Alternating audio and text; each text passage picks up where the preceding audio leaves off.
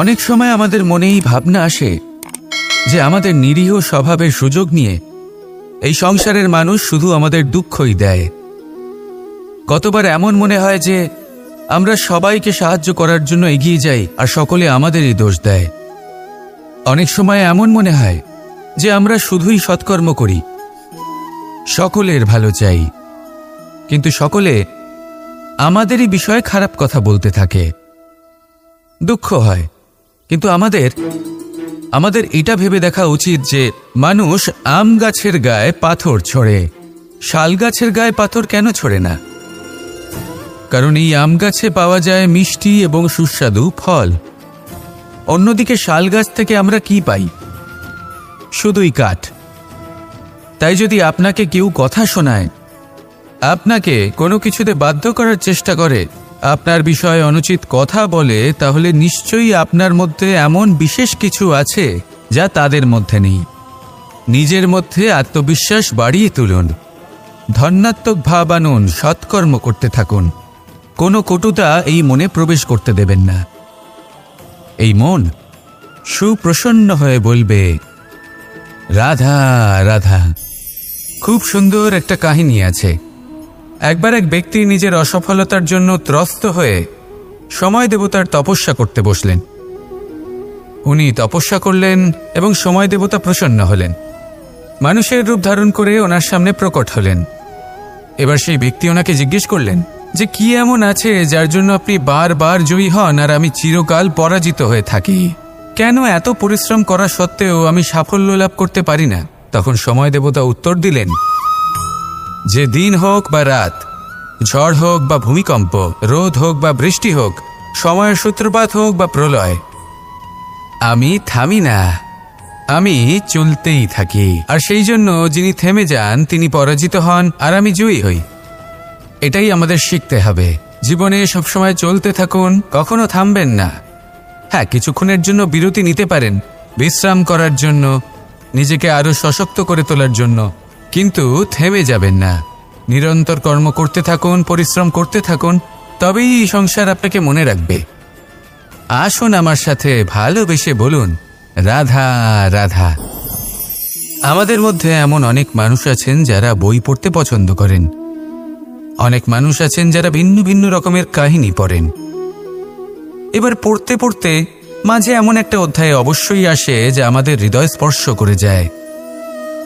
আমরা হৃদয় যন্ত্রণা অনুভব করি, তাও আমরা সেই কাহিনী শেষ পর্যন্ত পড়ি এবং তখন আমরা বুঝতে পারি যে সেই যন্ত্রণাময় অধ্যায়টি কেন এসেছিল, তার থেকে আমরা কি শিক্ষা পেলাম এবং আমরা অবশেষে লক্ষ্যেও পৌঁছলাম। কিন্তু যদি সেই যন্ত্রণাদায়ক অধ্যায়টিতে আপনি থেমে যান, আপনি যদি এটা ভাবেন যে আমি আর পড়তে পারবো না, তাহলে আপনি জানতেও পারবেন না যে পরবর্তীতে কি হতে চলেছে। এই মন দুঃখে ভরে উঠবে, মনে প্রশ্ন আসতেই থাকে যার উত্তর আমরা পাই না, নিজেদের লক্ষ্য বুঝতেই পারি না। এইভাবেই আমাদের জীবনেও যদি এমন কিছু হয় যা অত্যন্ত দুঃখজনক, যদি এমন কোনো কঠিন অধ্যায় আপনার জীবনে আসে, থামবেন না। তাহলে আপনার জীবনের কাহিনীর একটি যন্ত্রণাদায়ক দুঃখজনক অধ্যায় মাত্র। শেষ পর্যন্ত এই কাহিনীতে টিকে থাকুন, কর্ম করতে থাকুন। আপনি বুঝতে পেরে যাবেন যে এই কঠিন পরিস্থিতি আপনার জীবনে কেন এসেছিল। আপনি শিক্ষাও লাভ করবেন এবং লক্ষ্যও লাভ করবেন। আসুন আমার সাথে ভালোবেসে বলুন, রাধা রাধা। সমুদ্র মন্থনের সময় দুই ধরনের রত্ন লাভ করা হয়েছিল। প্রথম হলাহল, যার প্রভাব থেকে এই সমস্ত সংসারের জীবের প্রাণ বাঁচানোর জন্য মহাদেব তাকে নিজের কণ্ঠে ধারণ করে নিয়েছিলেন। আর দ্বিতীয় অমৃত, যেটা কিঞ্চিত পরিমাণ মাত্রায় পাওয়া গেছিল।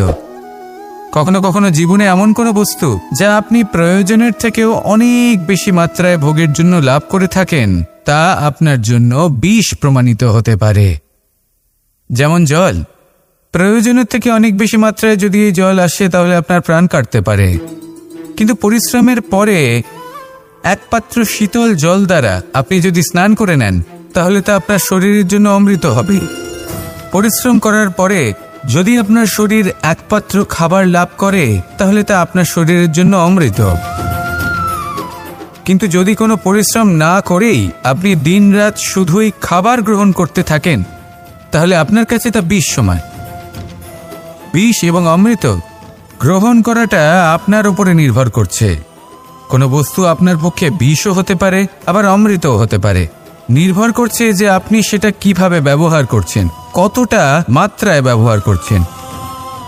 আসুন আমার সাথে ভালোবেসে বলুন, রাধা রাধা। এবার এই পুরুষার্থের বিষয়ে আপনারা অবশ্যই শুনেছেন, মোক্ষ, চতুর্থ পুরুষার্থ।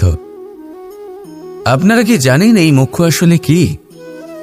ধর্ম, অর্থ, কামনার পালন করতে করতে মৃত্যু লাভ করা, এটাই কি মোক্ষ? না, মোক্ষ হলো সেটাই যা জন্ম এবং মৃত্যুর ঊর্ধ্বে। প্রত্যেক ব্যক্তি, প্রত্যেক জীবই সংসারে কোনো না কোনো বিশেষ প্রয়োজনে আসে।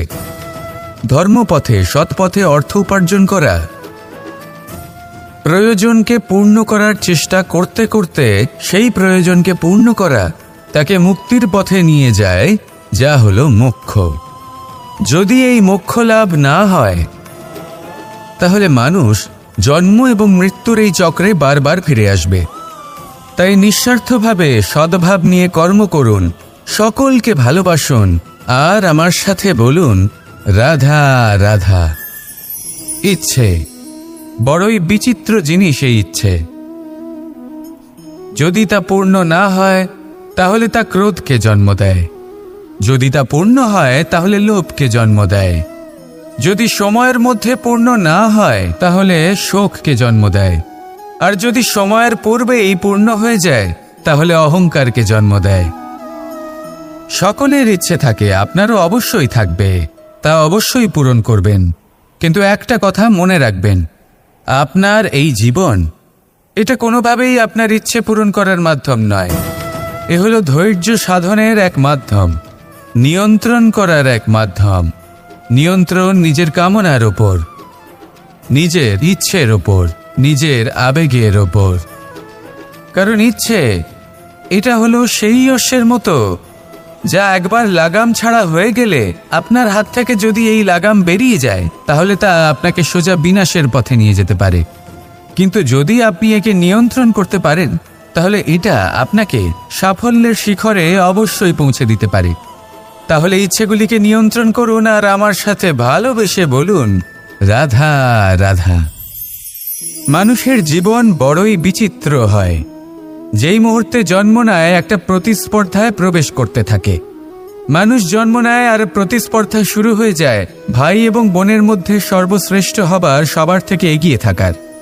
তারপরে সে যায় গুরুকুলে, নিজের বন্ধুদের মধ্যে সর্বশ্রেষ্ঠ হওয়ার প্রতিস্পর্ধা শুরু হয়।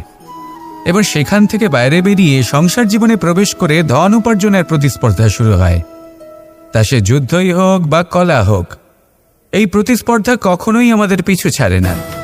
তাই যদি প্রতিস্পর্ধা করতেই হয় তাহলে আমরা মানুষকে সাহায্য করার প্রতিস্পর্ধা কেন করব না? এমন এক প্রতিস্পর্ধা যাতে যে কেউ জিতুক বা যে কেউ হারুক না কেন, লাভ সকলের হবে। সকলের মধ্যে প্রেম বিতরণ করতে থাকুন, এইভাবেই আনন্দ বিতরণ করতে থাকুন, আর আমার সাথে ভালোবেসে বলুন, রাধা রাধা। আমরা সকলে শক্তি অনুভব করতে চাই। এবার যদি আপনাকে জিজ্ঞেস করা হয় যে সবথেকে বেশি শক্তির অনুভব কোথা থেকে করা সম্ভব, তখন কেউ কেউ বলবেন পুষ্টিকর আহার গ্রহণ করলে, ব্যায়াম করলে, কেউ বলবেন ধন লাভ করলে, বন্ধুদের থেকে, পরিবারের থেকে, আদি ইত্যাদি। এইভাবে আপনি শক্তির অনুভব অবশ্যই করতে পারেন। কিন্তু সবথেকে বেশি শক্তির অনুভব যদি আপনি করতে চান তাহলে তা পাবেন শুধু একতার দ্বারা, সংগঠনের দ্বারা। যদি আপনাকে উদাহরণ দিই, নিজের এই হাতটাকে দেখুন, 5টা আঙুল রয়েছে। কোনো একটা বস্তুকে নিজের একটা আঙুল দ্বারা তুলে ধরার চেষ্টা করে দেখুন, বড়ই কষ্ট হবে। তখন আপনি বুঝতে পারবেন যখন এই 5টি আঙুল একত্রিত হয় তখন কোনো কাজ কতটা সহজ হতে পারে। এটাই হলো শক্তি, একতার। সব থেকে ভালো উদাহরণ যদি আপনাকে দিই, তাহলে বাঁশি। এই বাঁশি থেকে অত্যন্ত মধুর সুর নির্গত হয়, যা সবার মন প্রসন্ন করে দেয়। এই কথা সত্যি, কিন্তু এই বাঁশি আমি একটা বা দুটো আঙুল দিয়ে বাজাতে পারবো না। আমাকে প্রত্যেকটা আঙুল ব্যবহার করতেই হবে, তবেই এর থেকে মধুর সুর নির্গত হবে, যা সকলকে প্রসন্ন করবে। ঠিক কিনা? ঠিক এইভাবেই যদি আপনি চান যে আপনার জীবনরূপী বাঁশি থেকেও মধুর সুর নির্গত হোক বা সবার মনকে প্রসন্ন করে তুলুক, তাহলে আপনাকেও জীবনে একতা নিয়ে আসতেই হবে। আপনি একাও কর্ম করতে পারেন, পথ চলতেও পারেন, সামনেও এগোতে পারেন, সাফল্যও লাভ করতে পারেন।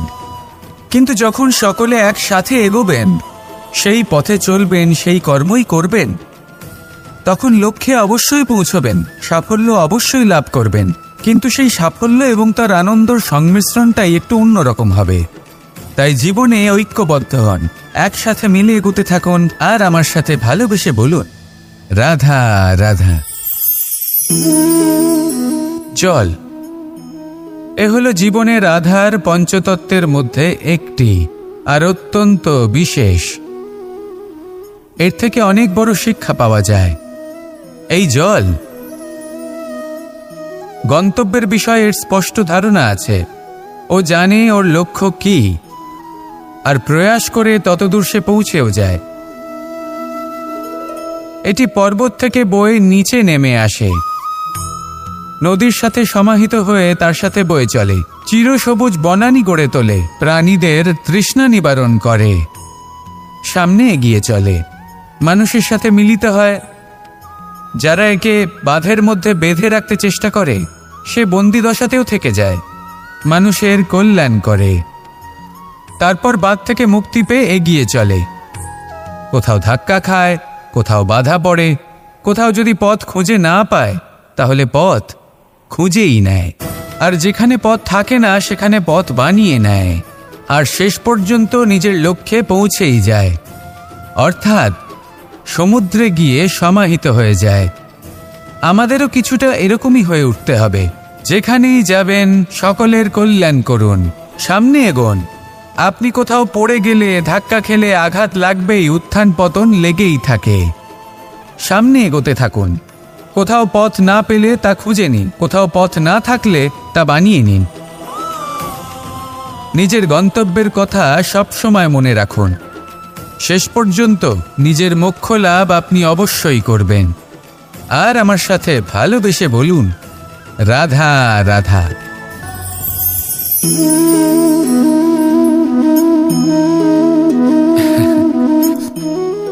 ঘুমের মধ্যে আমরা বিভিন্ন ধরনের স্বপ্ন দেখি, কিছু সুখের, কিছু দুঃখের, কিছু অত্যন্ত ভয়ানক। কিন্তু সত্যি কথা বলতে এর উপর আমাদের কোনো নিয়ন্ত্রণ নেই। কিন্তু আমি এমনও কিছু ব্যক্তিকে দেখেছি যারা খোলা চোখে স্বপ্ন দেখেন এবং তা যাপন করেন। নিজেদের একটা আলাদা স্বপ্নের নগরী আছে ওনাদের, সেখানেই জীবনযাপন করেন। আসল বাস্তবটা কি তাতে ওনাদের কিছুই যায় আসে না। এমন কিছু মানুষ আছেন যাদের কাছে বিন্দুমাত্র জ্ঞান নেই, সে না হয় ঠিক আছে, কিন্তু জ্ঞান এমনভাবে প্রদান করবেন যে মনে হবে সংসারের সমস্ত জ্ঞান তাদের কাছেই রয়েছে। এমন কিছু মানুষ আছেন যারা ভালোবাসতে জানেন না, আর তাও আমি মেনে নিলাম, কিন্তু কথা এমনভাবে বলবেন তাতে মনে হবে যেন প্রেমের বিষয়ে সবকিছু শুধুমাত্র ইনিই জানেন।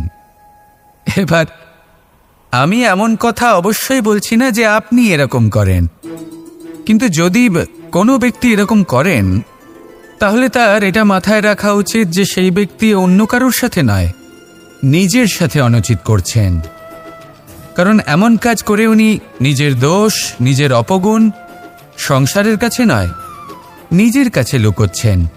আপনি যদি নিজেকে বুঝতে না পারেন, সম্পূর্ণরূপে নিজেকে আকলন না করেন, নিজের অপগুণ, নিজের দোষ পূর্ণরূপে না বুঝতে পারেন, তাহলে এটা কি করে বুঝবেন যে নিজেকে কিভাবে শুধরে নিতে হবে? আপনাকে নিজের সত্য স্বীকার করতেই হবে, তারপরেই আপনি নিজেকে পরিবর্তন করতে পারবেন। তাহলে স্বপ্নে নয়, বাস্তবে বাঁচুন, আনন্দে বাঁচুন, আর আমার সাথে ভালোবেসে বলুন, রাধা রাধা। যতক্ষণ আমরা এই সংসারে জীবিত ততক্ষণ আমাদের সাথে সবকিছু থাকে। আমাদের ধন, সুখ স্বাচ্ছন্দ্য, আমাদের মিত্রগণ, আমাদের পরিবার, এই সমাজ, এই সবকিছু আমাদের সাথে থাকে। যেদিন আমরা এই সংসারকে ত্যাগ করব, এদের মধ্যে কেউ আমাদের সাথে যাবে না। না ধন, না স্বাচ্ছন্দ্য, না সম্পত্তি। এই সকল মানুষ, এই সমাজ, এরা শুধুমাত্রই শ্মশান পর্যন্ত আমাদের সাথে থাকতে পারবেন। তারপরে যদি আমাদের সাথে কিছু যেতে পারে তাহলে তা শুধুই আমাদের ধর্ম। আর এই সংসারে আমরা নিজেদের যে সুনাম রেখে যাই সেটা সম্ভব শুধুমাত্র কর্মের দ্বারা। সেই জন্য সংসারে যতদিন পর্যন্ত জীবিত আছেন, যদি কিছু অর্জন করতে চান তাহলে ধর্ম অর্জন করুন, ধর্মের বিষয়ে স্পষ্টতা অর্জন করুন এবং কর্ম অর্জন করুন। এটাই হবে আপনার অতীত এবং এটাই হবে আপনার ভবিষ্যৎ, এবং এটাই সকলকে প্রেরণা প্রদান করবে। আসুন আমার সাথে ভালোবেসে বলুন, রাধা রাধা। বস্ত্র আমাদের সকলের প্রিয়, এটা আমাদের জীবনযাপনের জন্য প্রয়োজনীয়। আমরা সবসময় চেষ্টা করি সেই বস্ত্র পরতে যা পরলে আমাদের দেখতে ভালো লাগে। কিন্তু কখনো এই কথা ভেবে দেখেছেন যে কিছু বস্ত্র যদি স্বচ্ছ হয় তাহলে তা পুরনো হলেও দেখতে ভালো লাগে? ঠিক তেমনই, যেমন কোনো খাবার যদি মশলাদার না হয়, অত্যন্ত সুস্বাদু নাও হয়, কিন্তু যদি তা গরম হয়, টাটকা হয়, তাহলে খেতে ভালোই লাগে। ঠিক সেইভাবেই যদি কোনো ব্যক্তি সুন্দর নাও হয় কিন্তু তার কথা খুবই মধুর হয়, তাহলে সেই ব্যক্তি সকলের প্রিয় হয়। কোনো ব্যক্তি যদি ধনবান নাও হন কিন্তু তিনি যদি গুণী হন, তাহলে এই সংসারে সম্মান লাভ করেন। সেই জন্য কখনো এই বিষয়ে দুঃখ পাবেন না যে আপনার কাছে ভৌতিক স্বাচ্ছন্দ্য নেই। আপনার কাছে সবথেকে বড় বস্তু, সবথেকে মূল্যবান বস্তু যেটা আছে সেটা হলো আপনার আত্মা, আপনার মন, আপনার বিচারধারা, আপনার গুণ, আপনার কথা। এগুলো সবসময় শুভ রাখুন এবং সবসময় নিজের সাথে রাখুন। এই জীবন সফল হবে এবং প্রেমময় হয়ে বলে উঠবে, রাধা রাধা।